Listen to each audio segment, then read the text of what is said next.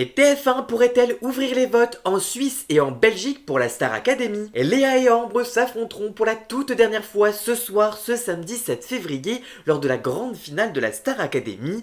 Les deux élèves qui ont réussi à accéder à cette ultime étape de la 13e saison du télécrochet rêvent maintenant d'être sacrées gagnantes de cette édition.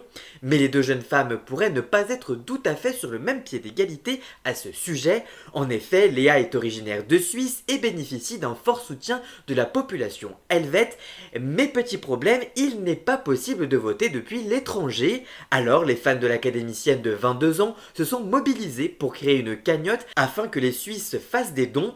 L'argent récolté est alors utilisé pour que des SMS de soutien soient envoyés par des résidents de l'Hexagone, mais si cette solution alternative gérée par une administrative et le frère de Léa a pu aider à ce qu'elle accède à la finale, est-ce que TF1 aurait pu être en mesure d'ouvrir les votes à l'international afin de faciliter le processus? L'an dernier, un problème quasiment similaire s'était posé car les Drumcom n'avaient pas eu accès au vote jusqu'à ce que TF1 finisse par ouvrir cette possibilité lors de la fin de l'aventure.